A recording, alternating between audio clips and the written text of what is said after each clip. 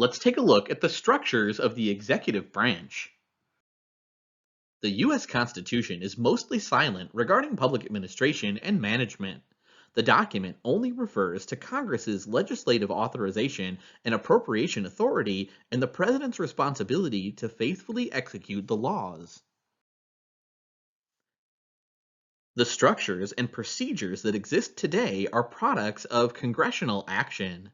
The national executive branch is organized primarily into five major types of agencies, four formal foundations of organization, and four broad categories of administrative employees. They affect both the way administrative entities function and the content of policies they help to enact. Sometimes referred to as simply departments, cabinet level executive departments are the most visible, though they're not necessarily the largest national executive organizations. This is also true in most states and localities. There are 15 departments in the national executive branch. Examples include the Departments of State, Defense, Commerce, the Treasury, Justice, Labor, and the Interior. Each department is headed by a secretary and a series of top-level subordinates, all of whom are appointed by the President with approval of the Senate. Their main function is to provide policy leadership for their respective departments on behalf of the President, but in practice, they also speak to the President for their departments. Departments are composed of many similar administrative units with a variety of titles such as bureau, office, administration, and service. Finally, departments and their subunits generally are responsible for carrying out specific operating programs enacted by Congress. They have fairly specific program jurisdiction as well as objectives. Jurisdiction in bureaucratic politics refers to the area of programmatic responsibility assigned to an agency by the legislature or chief executive. It's also used to describe the territory within the boundaries of a government agency or entity, such as a local jurisdiction. Independent regulatory boards and commissions are a second major type of administrative organization and differ from cabinet-level departments in a number of important ways. First, they oversee and regulate activities of various parts of the private economic sector.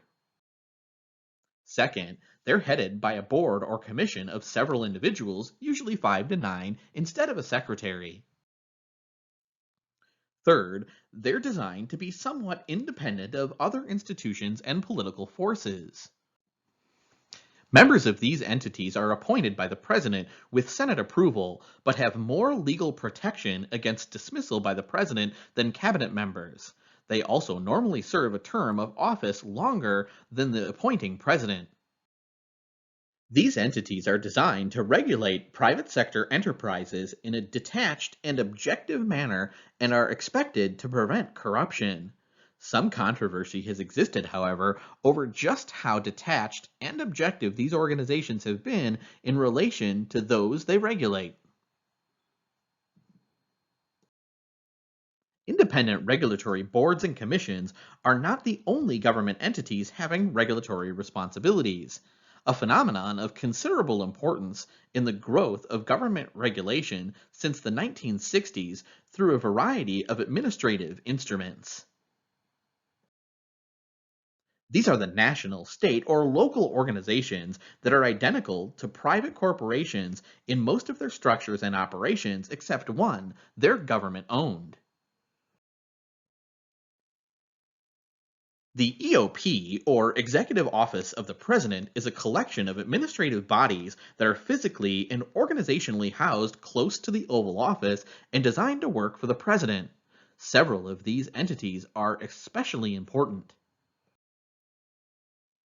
First, the White House office consists of the President's key staff aides and staff directors. Second, the Office of Management and Budget, known as OMB, assists the President in assembling budget requests for the entire executive branch. Then, OMB forwards them to Capitol Hill as the President's annual budget message, coordinates operating and regulatory programs and improves management processes throughout the executive branch.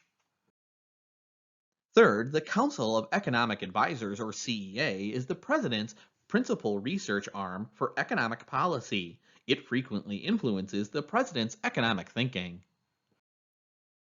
Fourth, entities such as the National Security Council were designed originally to generate a broad overview of policy directions. They consist of the president, vice president, key cabinet members, and other officials. The formal purpose of these entities is to monitor and assess administration policies. Finally, there are miscellaneous independent agencies or other independent executive agencies that have no bureaucratic departmental home but fit into no other category that we've discussed. The foundation of organization are function, geographic area, clientele, and work process. The most common organizational foundation is according to function, indicating that an agency is concerned with a fairly distinct policy area, but not limited to a particular geographic area. Organization according to geographic boundaries indicates that an agency's work is in a specific region.